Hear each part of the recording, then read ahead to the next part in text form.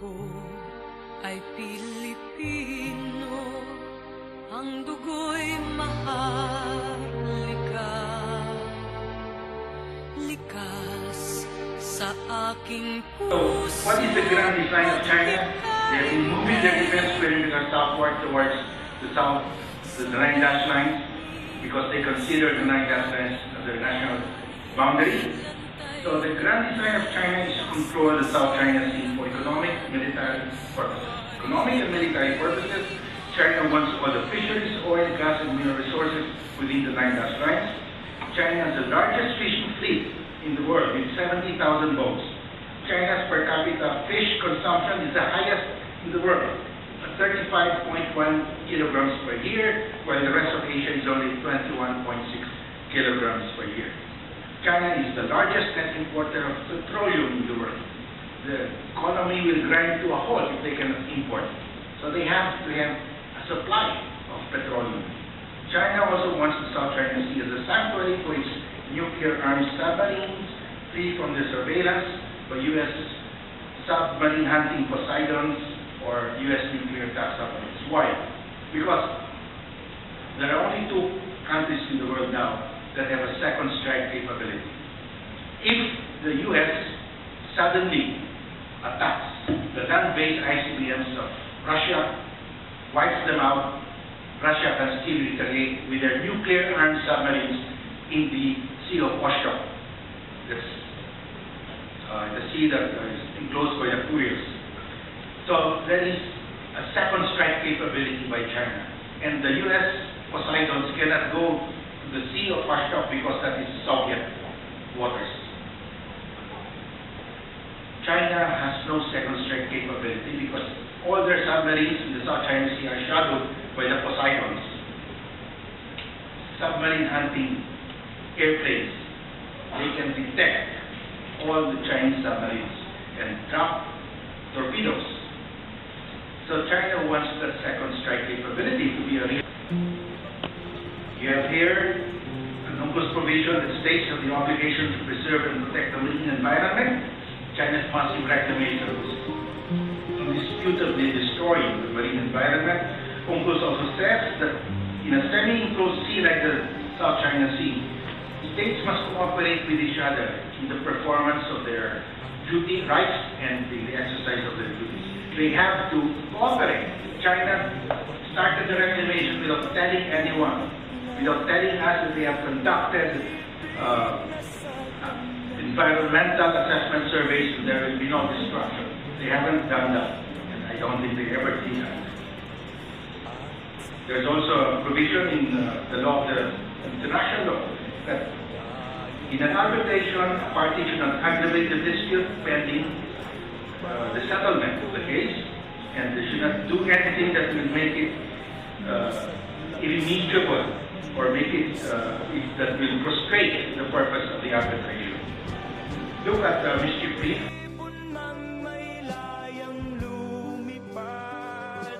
Reef is actually a sunken volcano. It's a volcano that sinks to the bottom of the sea.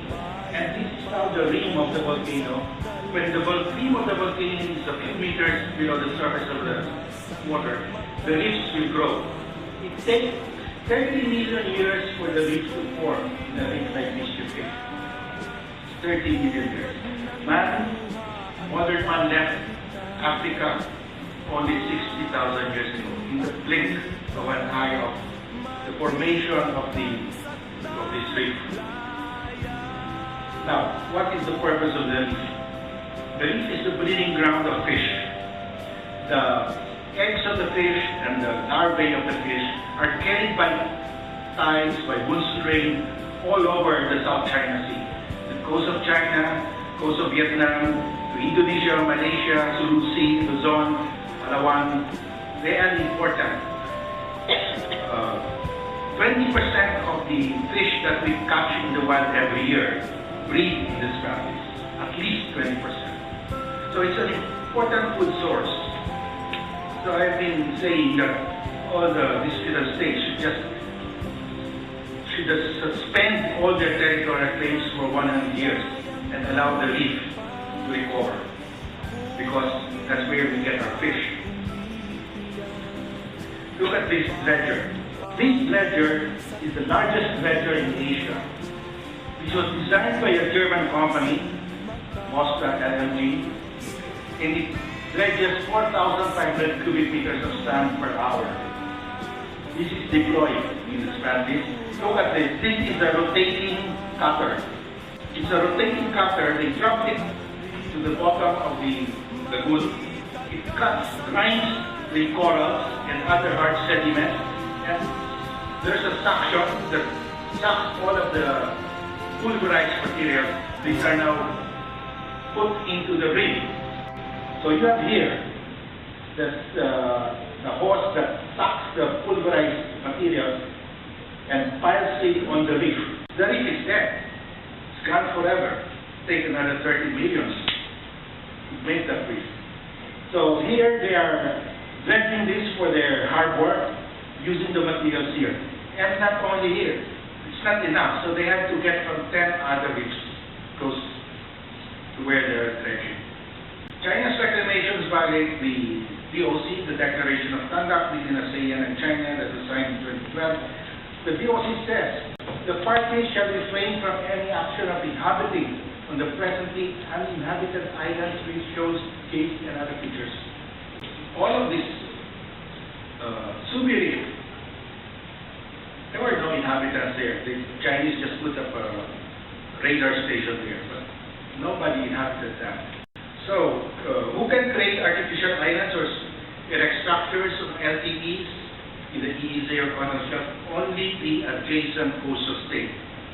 Because this is very important, let's go to the specific provision. Article 60, Part 6 of UNCLOS on artificial islands installation structures in the exclusive economic zone. In the exclusive economic zone, the coastal state shall have exclusive right to construct and to authorize, regulate the construction and operation use of artificial islands, installation structures for any economic purpose. The coastal state shall have exclusive jurisdiction over such installations. We are the coastal state, Mischief Reef, within our EEZ, very far from China. We have the right to put up an artificial island. We have the exclusive right. China has violated that. How about outside our EEZ? We need nothing. Another article, artificial islands installation structures on the continental shelf. Outside our EEZ but within our 150 nautical miles continental shelf. The same, Article 60 applies for what I read earlier to artificial island installation structures on the continental shelf. So we have the sole right to put up an artificial island in Subi Reef. China has just put one in violation of UNCLOS. Now China is claiming the freedom of the high seas, right under create an artificial island in the Subi Reef. The freedom to construct an artificial island subject to Part 6. So, I said Part 6. If we can prove a natural prolongation of our continental shelf, we can get an extended continental shelf of 150 nautical miles. I'll show it to you. So, Subi Reef is here. We can prove that in Palawan there is a natural prolongation of continental shelf. So, we can claim an extended continental shelf in Subi Reef, and it is only the Philippines that can put up that artificial island. Do LTEs and artificial islands acquire a maritime zone if by reclamation they are raised above water right? No. UNCLOS defines an island as a naturally formed area of land. It has to be naturally formed. If it's artificial, it's not considered an island. There's an express provision. Artificial islands, installation structures do not possess the status of islands. They have no territorial sea of their own. That's why the Americans are correct. As to Subi Reef, it's a low tide elevation, now 100 hectares or more. The Americans said, we will fly over our Poseidon there.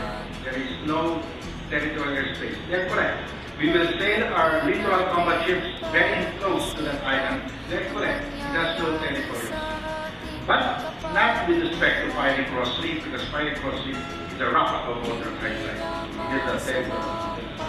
So an artificial island, we came from LTE beyond the territory. territorial sea like Mischief Reef, South and Sud Reef are not islands or rocks.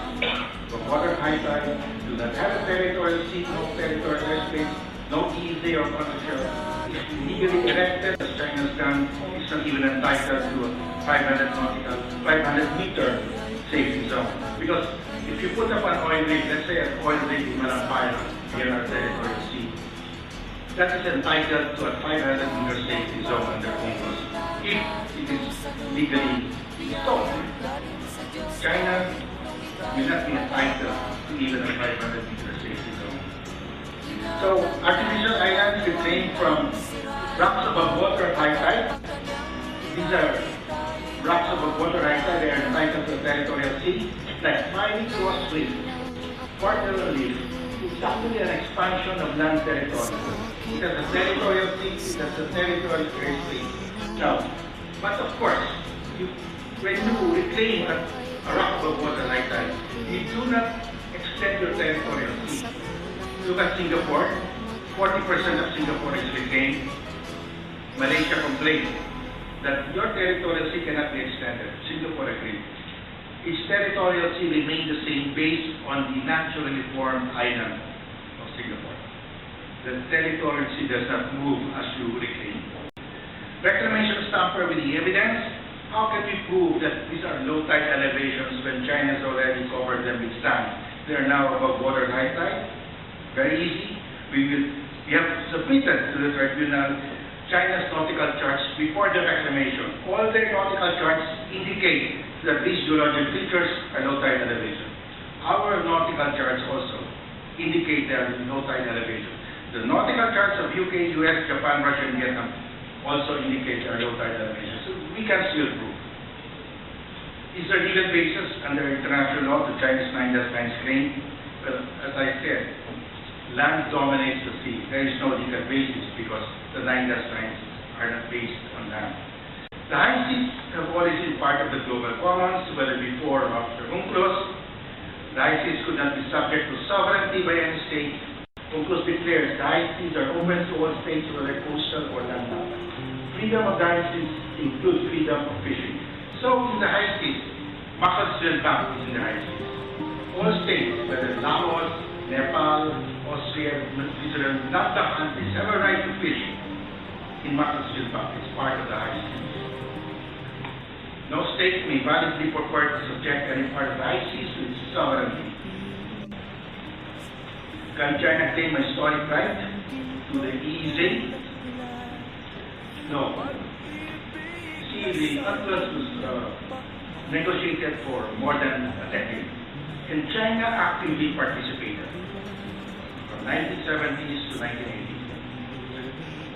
Now, at that time, during the negotiations, countries claimed different maritime zones. Some claimed 12, some 200, some 300, some 500. And the purpose of UNCLOS is to stabilize the law of the sea. There will be no dispute anymore. All disputes can be settled under the dispute settlement mechanism. So, because of these different claims, they have to come to a compromise.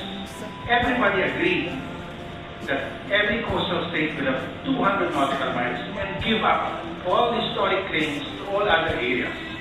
That's the only way you could put together the law of the sea. And that is the core agreement in the law of the sea. Without that agreement, there will be no law of the sea. So everybody agreed, China agreed, they all ratified. Now China says, okay, we are entitled to 200 nautical miles, easy, but we are claiming historic rights to the rest of the South China Sea. They cannot do that anymore. We all agree. And if you do that, the law of the sea will collapse. We're back to square one. That's why we're very certain that those 9-9s will be validated. In fact, there is a provision in UNCLOS. It says, if a coastal state does not explore the continental shelf or exploit its natural resources, no one may undertake such activities without the express consent of the coastal state. This is an express prohibition to the application of historic rights claimed by other states in the continental shelf of another coastal state. The continental shelf of the state covers its easing and extended continental shelf. So even if you don't use, even if you just keep it there, it doesn't give any other state a right to exploit. They have to get our consent. Chinese say, we don't need your consent, we have the gunboats. And that's the big problem. National boundaries. Here, beyond the EEZ, you have the high seas. These are the high seas of the South China Sea. That's Macclesfield in the high seas. Now, China came up with this map. Hainan states that these are the waters under its administration under the 9-dash line. The rest of the waters are administered by Guangdong. So, Hainan claims we administer this, and Hainan issued fisheries regulation under its 2014 fisheries regulations, Article 35. Hainan states this: all fishing vessels entering the waters under the jurisdiction of Hainan to fish shall secure the approval of Chinese authorities. They cannot do that. High seas, they cannot do that. So they violate completely UNCLOS. That's the Chinese legislation of the regulation. So by appropriating for itself the fishery resource in the high seas, in the South China Sea, China is committing what they call a grand theft of the global commons. It belongs to mankind, part of the global commons. High seas, all the fish here belong to mankind. China cannot stop us. But it has done that already. That's why we have brought it to the terminal. Let's go to Palawan. There's an island in Palawan, Ituaba. It's occupied by Taiwan, but under the One China policy, we consider this as part of China. Occupied by China. Now, we are also claiming Ituaba, by the way. Now, we are saying in the arbitration that Ituaba is not capable of human habitation because it's too small, and therefore it's only entitled to 12 nautical miles territory. China is saying it is entitled to 200 nautical miles because it's capable of human habitation. Let's assume it is capable. So there will be an overlap. You go at 200 nautical miles EEZ around it, it will overlap with the EEZ of Palawan. This is the overlap. In the overlap, this is the coastline of Palawan, 495 kilometers. While Ituaba is only a coastline of 1 kilometer facing Palawan. So the ratio is 1:495. 1:495. Remember, Palawan is huge. 1.4 billion hectares as against 46 hectares of Ituaba. How will the tribunal rule if this is submitted? This is Nicaragua versus Colombia. In Nicaragua versus Colombia, decided in 2012. This is Nicaragua with a very long coastline, 531 kilometers. These are the islands owned by Colombia. One island here is San Andres. It has 23,000 hectares, one-third the size of Metro Manila. It's huge. And Nicaragua considered that it's capable of human habitation. So this one, you can see, will generate an EEZ. The problem is from here, coastline Nicaragua, it's only about 200 nautical miles, just like Ituaba and Palawan, almost close. So what did the court say? The court said that all of these waters, the EEZ, belong to Nicaragua. These islands here will not be entitled to an EEZ facing Nicaragua. It will be entitled to an EEZ facing Stewart. Why? Because the disparity is 1:8.2. Nicaragua has a coastline of 531 kilometers. The Colombian islands have a total of 65 kilometers. The ratio is 1:8.2. Therefore, if there are overlapping EEZ, the way to resolve is to get the relevant opposing coastlines. And if there is a substantial disparity, the bigger island gets everything. You give an EEZ seaward to the other island. How does it apply? In the case of Ituaba and Palawan, so what will happen here is the court will give an EEZ seaward. But Palawan will be entitled to this because this is a very long coastline. It is common sense. You cannot treat Ito-Aba in the same way that you treat a huge island like Palawan with a very long coastline. Even if you add up all the coastlines in the stratless, it's still minuscule because the total coastline of Palawan is more than 650 kilometers. So the overriding criterion is the length of the opposing coastlines. Now, in Nicaragua versus Perugia, there was an island there, Serrera Bank. Serrera Bank is almost as big as Ito-Aba. It has 43 hectares, Ito-Aba has 46. That's Serrera Bank. It has trees, and there is a fresh water. There is a freshwater source. Unlike Ito-Aba, we have scientific papers made by Taiwanese scientists saying that the water in Ito-Aba is not potable. It's brackish. It has a lot of salt. But this one has a freshwater source, admitted by both sides. But still, the court said it's too small to generate an EEZ. It's only entitled to 12 nautical mile territorial sea. So there you are. Ito-Aba, I'm confident. The court will rule it's not capable of human habitation. But even if it does, it doesn't matter because we have a very long coastline. So we should not be afraid in submitting this to arbitration. The ASEAN-China Declaration of Conduct states that the dispute shall be settled in accordance with universally recognized principles of international, including the 1982 Convention of the Sea. So, pursuant to this, we filed the arbitration case. It says, settle it in accordance with UNCLOS. But, after we filed, the foreign minister of China, Wang Yi, said, oh, the dispute should be settled in accordance with historical facts and international law. Well, we are game. We will look at the historical facts. I just go to the sovereignty markers. Now remember, China has always been saying we have abundant historical evidence to prove that we own the entire South China Sea. But they have never shown us the evidence. So we have to look at the evidence ourselves. A French geographer, François Javier Bonnet, he has made an extensive research on the South China Sea dispute, and he has exposed in a forum at the Tiang Law School on March 27 that China actually planted its so-called abundant historical evidence in the paracels. Let me quote him. Several authors writing about the Chinese claim to the paracels have dated the first official Chinese expedition to these islands to 1902. However, none of these writers have been able to show any records of the expedition taking place. In fact, Chinese records show that the expedition never happened.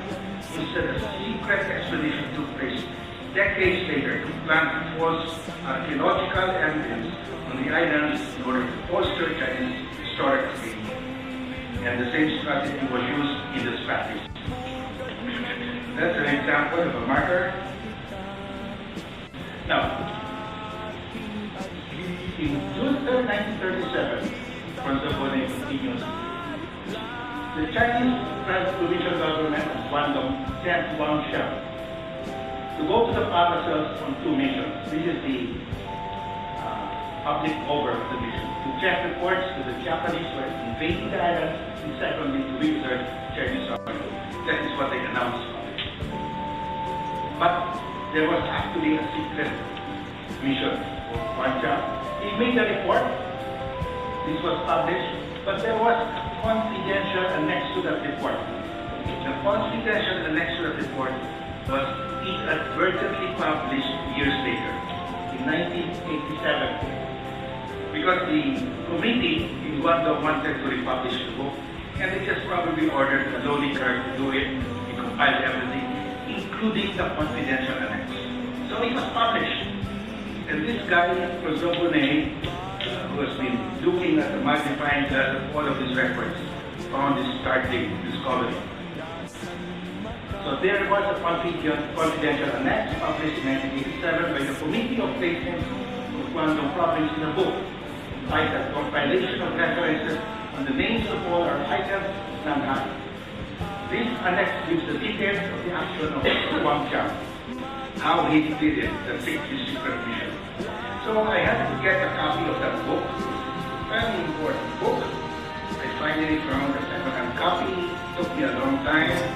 Maybe this book will become a very rare book. In China will withdraw it from circulation. That's the book, published by Guangdong Map Publishing Company, an official agency of Guangdong Province. So this is an official publication. There is a board of editors composed of professors in universities, bureau directors that compiled this book. Summary of the confidential annex. Remember, this is 1937. They planted antedated sovereignty markers in Woody Island, Linzhou Island, and North Island. The markers state commemorating the inspection of 1911, 1921, 1902, and so on. Remember, this is 1937. He went there with his boat and bringing with him sovereignty markers with inscription dated 1902, 1911, 1920. And they planted it here in this island. In the start list, there was an expedition by the Taiwanese in 1956. They went to Western Island. This is occupied by the Philippines. From the island, this is occupied by the Vietnamese. They put sovereignty markers erected in December 1946, erected in the 1940s, but this was 1956. How do we know this now? Okay, this is the annex that was inadvertently included in the book. Translation, Wang Chang. He made a report. The moment he went back to Guangdong, July 31, 1937, he made this report. One stone tablet can be found beside the old tree on the southern side of Rocky Island facing Woody Island, which is 50 feet from shore. The tablet's base was buried at a depth of 1 foot. Commemorating the inspection of 1911 was carved on the tablet. Remember, July. He went there the month before, June. Another one, northwest of the well near Central Road, on Mindanao, Woody Island. Around 5 feet near the well, another tablet can be found with inscription commemorating the inspection of 1911, and so on and so on. I will not go. Pilipino, ako'y Pilipino, isang bansa, isang diwa, ang minimithi ko.